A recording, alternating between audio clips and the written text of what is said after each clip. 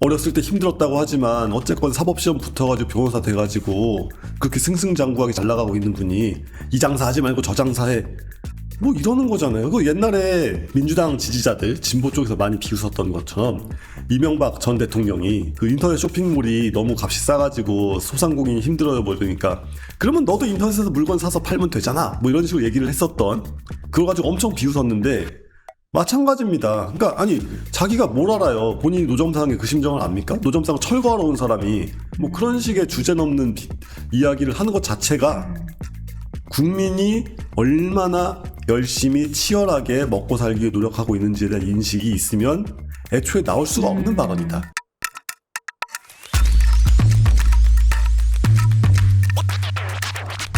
호텔 경제론부터 짚어보실까요? 조금 전에 말씀하시다가 말았는데. 예. 아니 이거를 수많은 사람들이 그렇게 반박을 하고 본인이 비판을 받았을 때 아니라는 식으로 얘기를 그렇게 많이 했는데 결국엔 또 얘기하고 있잖아요. 호텔 경제론을. 그러니까 이재명에 대해서 많은 분들이 기대하는 게 학습 효과가 좋다. 이 사람은 학습 능력이 좋은 사람이다. 사고가 그리고, 유연하다. 예, 그리고 이제 결국에는 권력을 잡으려고 다 그런 얘기를 하는 것 뿐이지 딱히 내면에 신념 같은 게 없으니까 그렇게 위험한 사람이 아니다라는 식으로 이재명의 적극 지지층 말고 이제 그냥 소극 지지층 내지는 이석연 처장 같은 경우도 그렇고 예, 그렇죠. 알고 보니 실리주의자더라.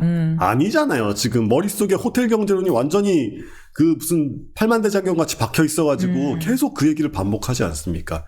그 내용에 대해서 반박은 이준석 후보가 되게 열심히 했잖아요. 이거는 뭐 승수 효과도 아니고 그리고 이게 뭐 현대 통화 이론이라는 최근에 나온 뭐 미국 쪽에서 제기되고 있는 이상한 그 뭐 베니술라 등에서 좌파 경제 이론의 변형태인데 그런 것도 아닌 것 같은데 이게 대체 뭐냐라고 얘기를 했을 때 본인이 설명은 못하면서도 유세장에서 다시 그런 얘기를 또 하고 다니고 뭐 이런 걸 보면은 이게 이해를 해가지고 자기 신념으로 삼는 게 아니라 어떠한 다른 이유로 뭔가 자신의 신념을 한번 꽂히면은 그거를 비판적으로 스스로 바라보고 교정할 그게 안 되는구나. 이분은 뭔가 머릿속에 딱 주입되면 그냥 그대로 반복한다. 오케이. 그렇다면 이 호텔 경제론에서 엿볼 수 있는 이재명 후보의 신념이 무엇이에요? 신념이 그러니까 세상에는 공것이 있다.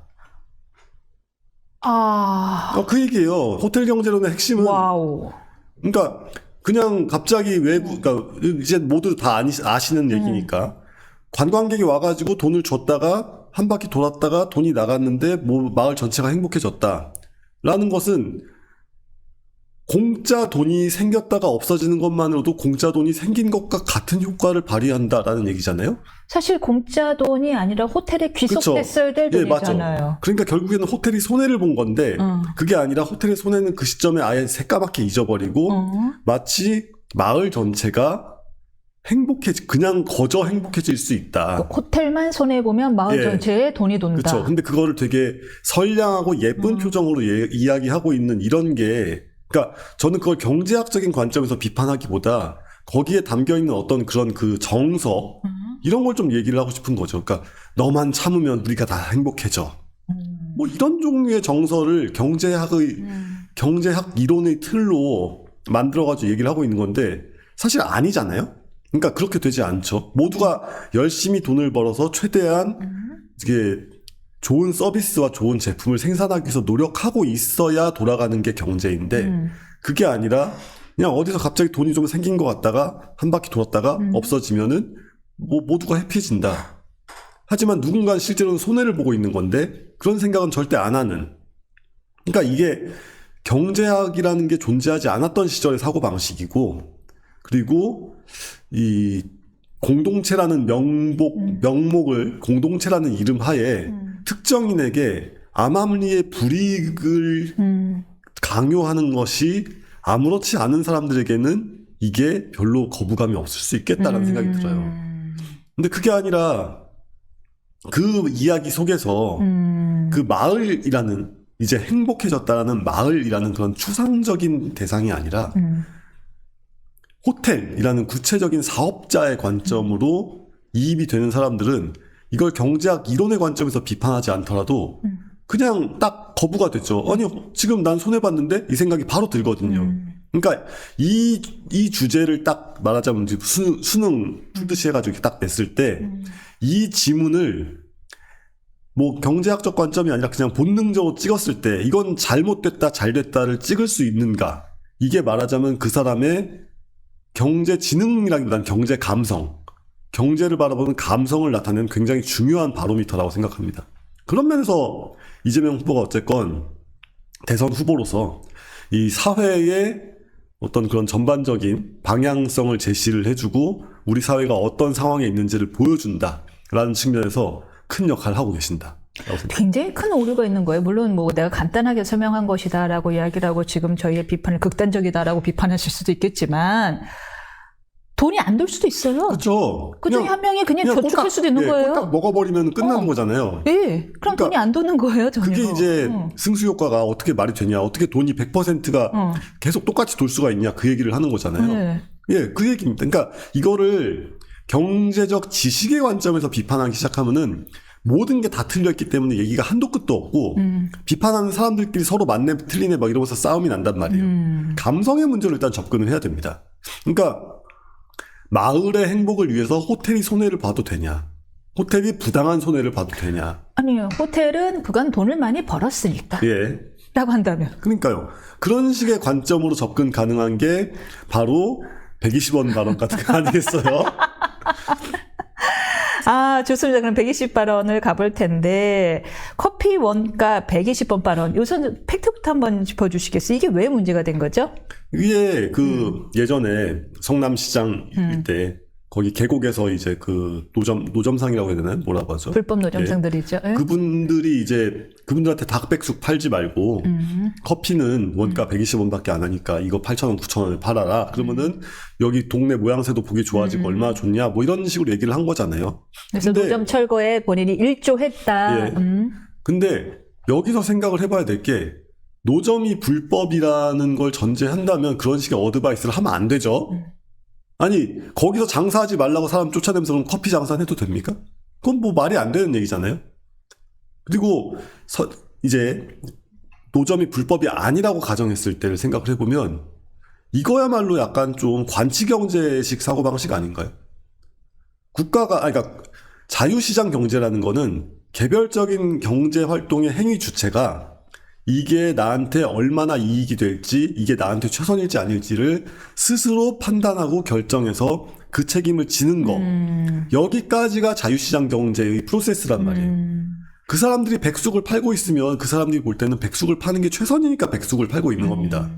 그거를 그래서 어렸을 때 힘들었다고 하지만 어쨌건 사법시험 붙어가지고 변호사 돼가지고 그렇게 승승장구하게 잘 나가고 있는 분이 이 장사하지 말고 저 장사해, 뭐 이러는 거잖아요. 그 옛날에 그 민주당 지지자들 진보 쪽에서 많이 비웃었던 것처럼 이명박 전 대통령이 이제 막 인터넷에서 그 인터넷 쇼핑몰이 너무 값이 싸가지고 소상공인이 힘들어요 뭐 이러니까, 그러면 너도 인터넷에서 물건 사서 팔면 되잖아 뭐 이런 식으로 얘기를 했었던, 그걸 가지고 엄청 비웃었는데 마찬가지입니다. 그러니까 아니, 자기가 뭘 알아요? 본인이 노점상의 그 심정을 압니까? 노점상 철거하러 온 사람이 뭐 그런 식의 주제 넘는 이야기를 하는 것 자체가 국민이 얼마나 열심히 치열하게 먹고 살기 위해 노력하고 있는지에 대한 인식이 있으면 애초에 나올 수가 없는 발언이다. 그러니까 지금 경제학적 얘기는 좀 더 하게 되겠으니까 나중으로 제껴두고 일단은 그 관 내지는 뭐 이렇게 선출직 공직자로서의 마인드를 얘기를 하면 기본적으로 전체주의적이다. 아, 그렇죠. 그렇게 함부로 얘기할 게 아니죠. 이거 해라 저거 해라 하면서 국민의 예. 선택권을 자유하는 것이 아니다. 물론 시장이면, 도지사면, 대통령이면 이런 식으로 장사를 하는 것을 막아야 된다라고 포괄적으로 얘기를 할 수는 있고 그렇게 제재를 할 수 있습니다. 근데 그거랑 이 장사 해봐 저 장사 해봐 이러면서 쉽게 한두 마디 막 던지는 거는 전혀 다른 얘기죠. 오케이. 그 다음에 경제적인 문제에서는요. 그게 커피라는 게 우리가 커피 원두를 씹어 먹는 것도 아닌데 아니 120원 그 얘기잖아요. 원두 값이 120원이라고 커피 한 잔에. 처음에는 워딩 자체는 커피 원가가 120원입니다. 라고 근데 했어요. 이제 예. 우리가 이제 선의로 해석을 해주면 예. 이게 커피 원두가 120원이란 얘기인데 예. 그거 뭐 볶고 커피를 로스팅하고 뭐 하고 하면은 최종적으로 나오는 거는 지금 얘기 이제 그 이재명 후보 덕분에 수많은 카페 사장님들이 자신의 원가 비율을 막 얘기를 하기 시작했는데 결과적으로 이윤율이 기껏해야 뭐 10% 20% 10% 뭐 이게 아무튼 박리담의 사업이에요. 커피라는 게 특히 이제 저가 커피로 가면 갈수록 그러다 보니까 이 경제에 대해서 완전히 무지한 상태로 흔히 그냥 남의 뭐 감나라 배나라 숟가락 뭐 이렇게 이런 종류의 사고방식이 적나라하게 노출된 경우라고 할 수밖에 없죠. 제가 좀 위험성을 느꼈던 건 뭐냐 하면은 이분이 원재료가와 원가를 구별 못하는구나예요. 이제 120원은 커피 원두가, 원재료가를 의미한 거죠. 어쨌든 이제 그걸 의식한 듯이 이번 토론에는 원재료가라고 얘기를 하더라고요. 근데 이게 우리나라 이쪽을 지지하는 사람들이 흔히들 하는 실수인데 이게 제 어렸을 때 사고방식이거든요. 그렇죠. 아주 어렸을 때 저 이제 엄마랑 같이 분식집을 간 다음에 라면을 그때 2,000원에 파는데 너무 비싸다 엄마 이거 라면 500원짜리 바꿔서 어떻게 2,000원에 팔았더니 엄마가 오히려 우리 엄마가 이제 직장 생활을 하셨기 때문에 오히려 더 잘하시는 거죠.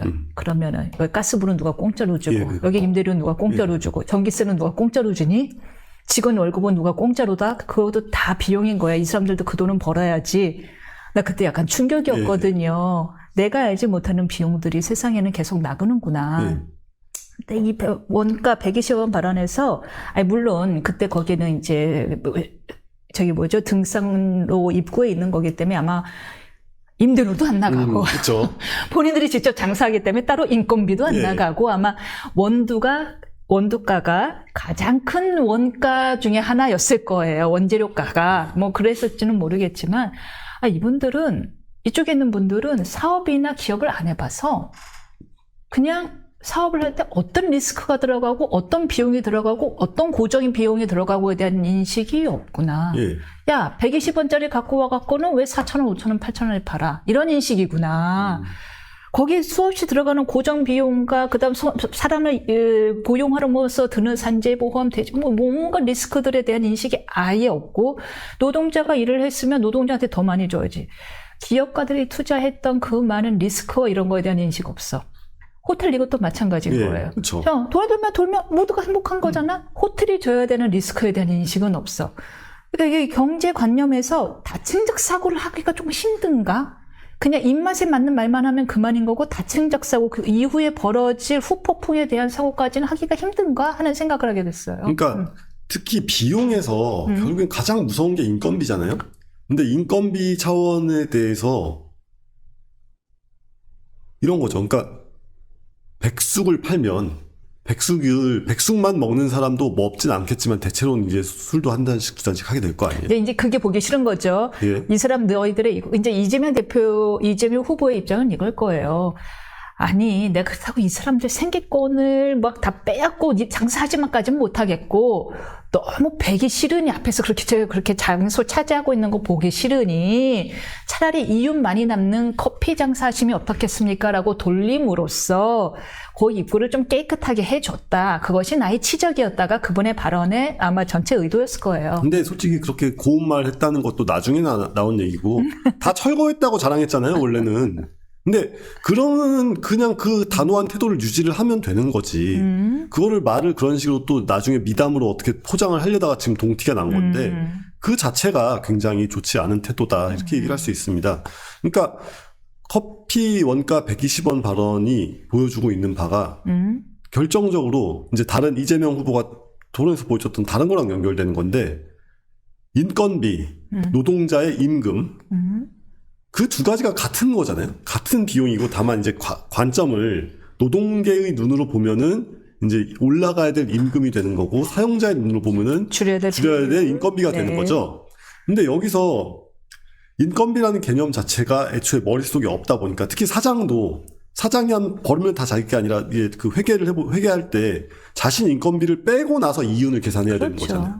근데 지금 많은 자영업자들이 자기 임금 가져가는 것도 힘들어져 허덕허덕하고 있는 이런 상황에서 무턱대고 뭐 최저임금은 무조건 올라가야 되고 심지어 이제 그 4.5일제 그 이준석 후보가 지금 양쪽을 다 깠잖아요. 4.5일제를 하겠다고 하는데 임금이 인하가 없이 그냥 임금을 유지하면서 4.5일째 하면 그 비용은 누가 대죠?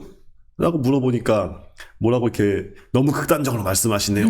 이러면서 그러면은 아무 비용도 대책도 없이 일단 4.5일째 하겠다는 말씀 잘 들었습니다. 이렇게 얘기를 하고 넘어갔는데 그렇게 말할 수밖에 없죠. 그러니까 지금 저희가 하는 얘기가 무조건 사용자 입장에서만 얘기를 하는 게 아니라 대한민국 국민의 절반까지는 아니어도 한 30%, 30%가 자영업자인데 이분들은 자기 스스로를 고용하고 있는 입장이고 이분들에게 인건비라는 건 생존이 왔다 갔다 하는 문제인데 그것을 어떤 한쪽의 입장에서만 무조건 임금은 올라가야 돼. 그런데 네 이익은 손해를 봐도 뭐 어쩔 수 없지. 라고 얘기하는 게 과연 국민 전체를 대표하는 대통령으로서의 말이 되는 태도인가? 뭐 이렇게 묻지 않을 수가 없는 겁니다. 민주당 허위사실 공표죄 고발 이야기 해볼까요? 김용태 국민의힘 비대위원장이 이거 커피가 너무 비싸다라고 표현을 했다라고 하자 우리 나 비싸다는 표현 한 적 없다라고 하면서 허위사실 공표죄로 민주당이 고발을 했습니다. 예. 자, 이거 어떻게 보세요? 이 부분은요? 그러니까 우리 지금 대선 토론 얘기하고 있잖아요. 대선 토론이야말로 허위 사실을 절대 공표하면 안 되는 곳이라는 게 이제 확실해지지 않았습니까? 표현의 자유 얘기를 많이들 하는데 표현의 자유라는 게 이제 어떤 표현을 했을 때 그걸 국가가 처벌하지 않겠다는 것뿐이고 그 발언이라는 게 나왔던 장소나 맥락이 이게 공적인 의미가 강하면 강할수록 표현의 자유는 줄어들거나 제약될 수밖에 없단 말이에요. 단적인 예로 뭐 아티스트다. 뭐 미국에 논란을 많이 불러일으키는 뭐 카니에 웨스트, 뭐 이런 힙합 가수, 막 이런 사람들 막 별 얘기를 다 한단 말이에요. 막 정말 일부러 도발적인 얘기를 막 던지는데 그런 사람이 개인적으로는 손해를 봅니다. 뭐 광고도 끊기고 막 협찬도 끊기고 막 그래요. 그런데 그럼에도 불구하고 그거를 국가가 법으로는 처벌하지 않는다. 이게 표현의 자유고요. 근데 우리가 국회에서 증인으로 뭘 얘기를 하거나 아니, 법정에서 증인으로 얘기를 하거나 국회에서 이제 막 불러가지고 이제 선서를 해가지고 발언을 하거나 이럴 때는 거짓말을 하면 처벌을 받죠. 그렇죠. 결과에 영향을 미치니까. 예, 그렇죠. 근데 사실 대선 토론이라는 게 국민들 앞에서 저 이런 사람이에요. 저 이런 공약을 가지고 있어요. 그러니까 저를 믿어주세요. 라고 얘기하는 거잖아요. 그럼 투표 결과에 영향을 미칠 수 있는 사람. 이거는 대국민 증언의 프로세스라고 봐야 됩니다. 그러니까 대선 토론에서 대선 토론이 아니라 그 경기도지사 아무튼 TV 토론에서도 거짓말을 하셨었던 그런 분이 그래가지고 지금 허위사실 공표죄를 없애겠다고 하시는 분이 자기가 없애겠다는 허위사실 공표죄로 남을 그것도 이거는 뭐 그냥 코멘트잖아요. 해석이자 코멘트. 이재명은 2심에서 무죄를 줬던 그 논리를 적용을 한다면 김용태 비대위원장의 발언에 적용을 해줘야 되는 거죠. 민주당의 방어 논리는 그거던데요. 그거 아까 이재명 후보도 똑같은 얘기예요. 그게 바로 하나만 알고 둘은 모른다는 겁니다. 그리고 시작을 한 후 자신이 민주당에서 없애겠다는 건 1항. 피고인의 당선을 목적으로 피고인의 행위에 대해서 허위 사실을 얘기한 거에서 피고인의 행위라는 부분이 모함으로 없애겠다는 거고 김용태 비대위원장이 한 거는 2항 낙선을 목적으로 이거는 별다른 게 없다. 허위 사실을 유포한 사람이다. 2항이기 때문에 우리는 없애겠다고 한 적 없다. 우리가 없애겠다고 한 1항이다. 그러니까 나는 거짓말로 선거운동을 하겠다. 그런데 너희들은 100% 사실에 입각한 이야기가 아니라고 내가 트집을 잡으면 감옥 갈 준비를 해라. 뭐 이런 소리를 하고 있는 건데. 남을 공격할 때는 허위 사실 절대 하면 안 되고 나는 내가 내 업적을 얘기할 때는 다 뻥쳐도 되고. 그러니까요. 이게 무슨 말도 안 되는 얘기를 하는 거죠. 그러니까 그래서 결국에는 발언이라는 게 그렇게 일일이 진위를 판단할 수가 없으니까 어떤 장소에서 어떤 맥락으로 얘기하냐가 더 중요한 건데 거기서 TV 토론만큼 중요한 자리가 어디 있냐는 거죠. 근데 국회에서 언제나 늘 뭐 지금은 비대위원장이지만 뭐 대변인이 됐건 뭐가 됐건 그런 사람들이 계속 코멘트를 생산하고 있지 않습니까? 그런 거를 다 하나하나 일일이 허위사실 공표죄로 막 고소고발전을 벌인다는 건 좀 저도 동의하기 힘들고 그런 건 좀 완화되어야 된다고 생각을 해요. 하지만 오히려 반대로 TV 토론에서 공직자 후보들이 얘기할 때는 훨씬 더 엄격하거나 아니면은 그 앞에 선서를 하는 프로세스를 선관위에서 요구를 해야 된다고 봅니다. 그거 좋은 생각이에요. 예. 너무 맞죠. 거짓말 못하게 선서. 선관위가 그런 걸 요구할 수 있잖아요. 맞아, 이번에 선관위 토론이었으니까. 예, 그쵸. 좋은 생각. 예, 그렇죠. 선관위가 근데 그런 걸 요구하지 않는 게 문제라고 생각할 수도 있고요. 법을 개정해야겠네, 이제. 근데 선관위에서 법이 개정되었지 않더라도 그냥 선관위원장이 요구하면 되는 건데 그럴 생각이 없나 보죠.